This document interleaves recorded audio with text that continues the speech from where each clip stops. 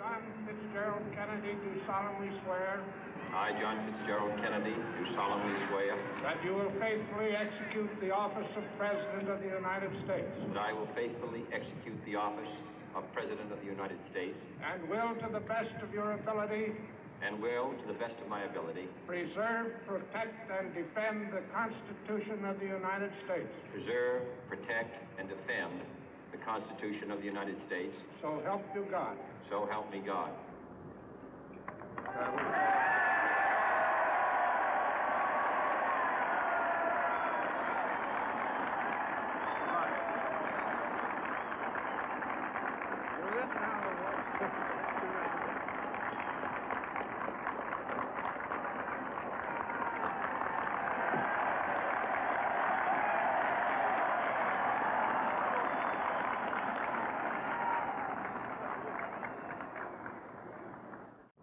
Vice President Johnson, Mr. Speaker, Mr. Chief Justice, President Eisenhower, Vice President Nixon, President Truman, Reverend clergy, fellow citizens. We observe today not a victory of party, but a celebration of freedom, symbolizing an end as well as a beginning, signifying renewal as well as change. For I have sworn before you and Almighty God the same solemn oath our forebears prescribed nearly a century and 3/4 ago.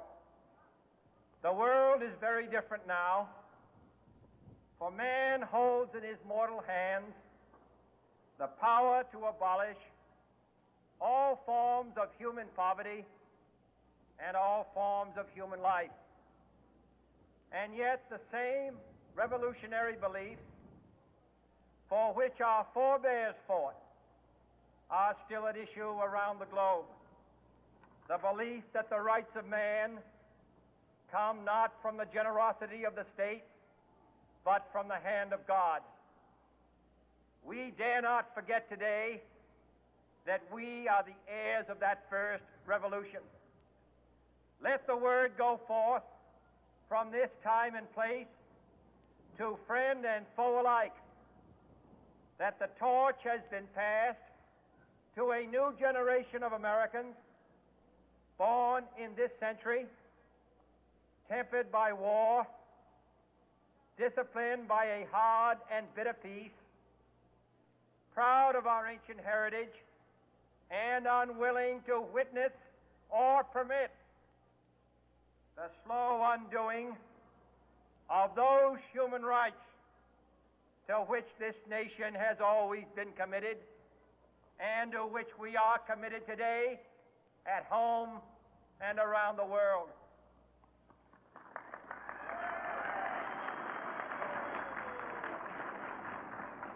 Let every nation know, whether it wishes us well or ill, that we shall pay any price, bear any burden, meet any hardship, support any friend, oppose any foe to assure the survival and the success of liberty.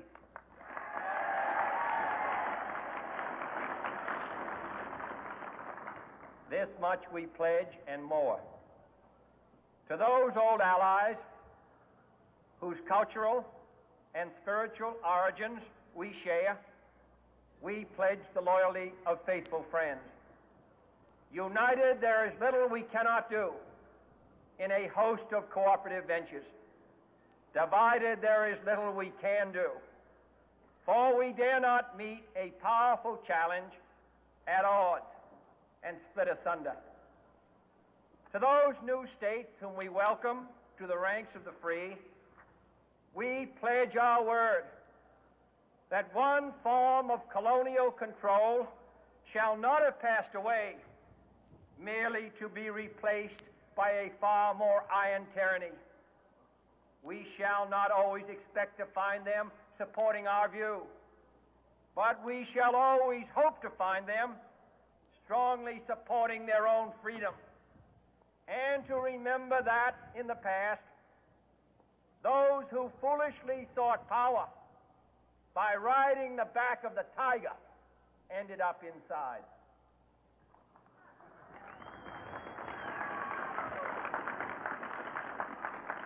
To those people in the huts and villages of half the globe struggling to break the bonds of mass misery, we pledge our best efforts to help them help themselves for whatever period is required, not because the communists may be doing it, not because we seek their votes, but because it is right. If a free society cannot help the many who are poor, it cannot save the few who are rich.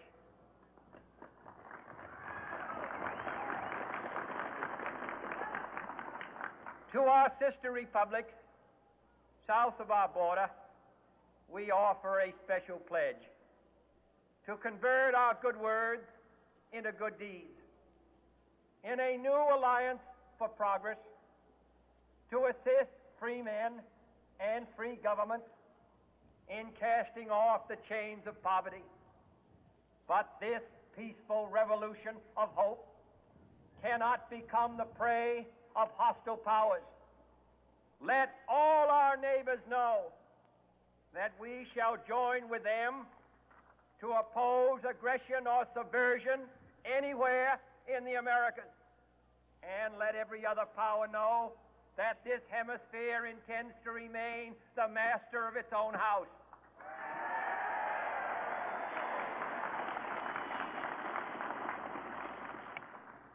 To that World Assembly of Sovereign States, the United Nations, our last best hope, in an age where the instruments of war have far outpaced the instruments of peace, we renew our pledge of support to prevent it from becoming merely a forum for invective, to strengthen its shield of the new and the weak, and to enlarge the area in which its writ may run. Finally, to those nations who would make themselves our adversary, we offer not a pledge, but a request that both sides begin anew the quest for peace. Before the dark powers of destruction, unleashed by science, engulf all humanity in planned or accidental self-destruction, we dare not tempt them with weakness, for only when our arms are sufficient beyond doubt can we be certain beyond doubt that they will never be employed. But neither can two great and powerful groups of nations take comfort from our present course, both sides overburdened by the cost of modern weapons, both rightly alarmed by the steady spread of the deadly atom, yet both racing to alter that uncertain balance of terror that stays the hand of mankind's final war. So let us begin anew, remembering on both sides that civility is not a sign of weakness, and sincerity is always subject to proof. Let us never negotiate out of fear, but let us never fear to negotiate.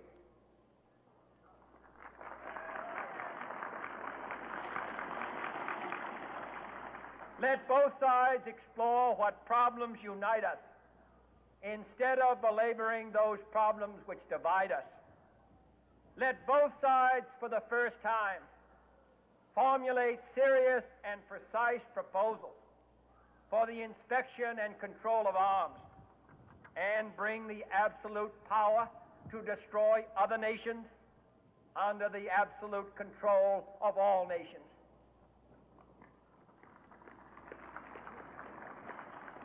Let both sides seek to invoke the wonders of science instead of its terrors.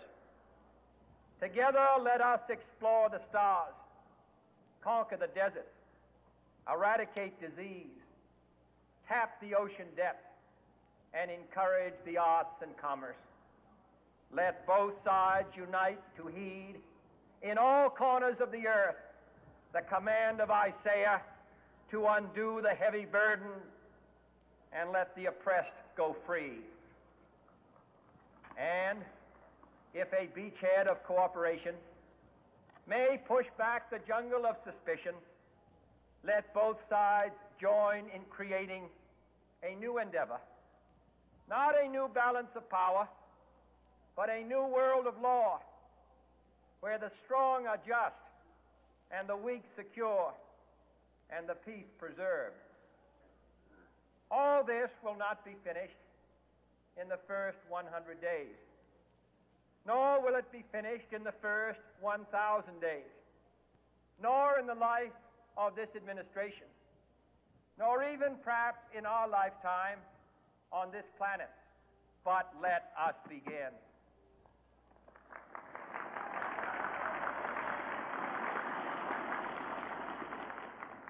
In your hands, my fellow citizens, more than mine, will rest the final success or failure of our course. Since this country was founded, each generation of Americans has been summoned to give testimony to its national loyalty. The graves of young Americans who answered the call to service surround the globe. Now the trumpet summons us again, not as a call to bear arms, though arms we need, not as a call to battle, though in battle we are, but a call to bear the burden of a long twilight struggle, year in and year out, rejoicing in hope, patient in tribulation, a struggle against the common enemies of man, tyranny, poverty, disease, and war itself. Can we forge against these enemies a grand and global alliance,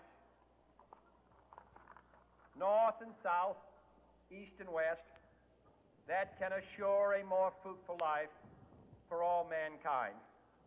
Will you join in that historic effort?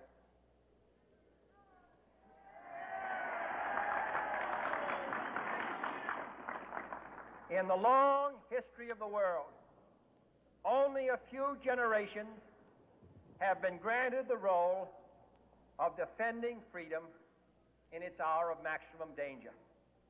I do not shrink from this responsibility. I welcome it.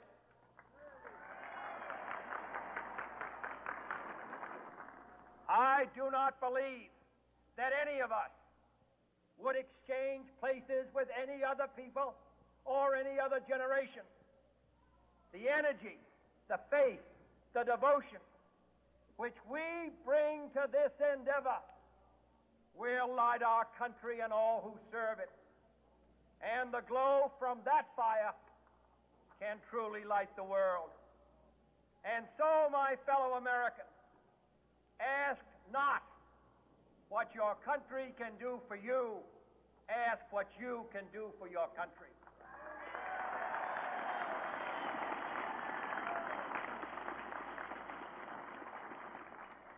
My fellow citizens of the world, ask not what America will do for you, but what together we can do for the freedom of man.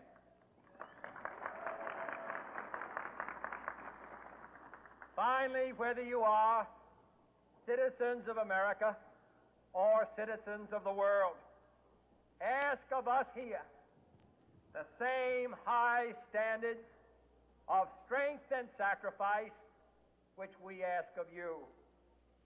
With a good conscience, our only sure reward, with history the final judge of our deeds, let us go forth to lead the land we love, asking His blessing and His help, but knowing that here on earth, God's work must truly be our own.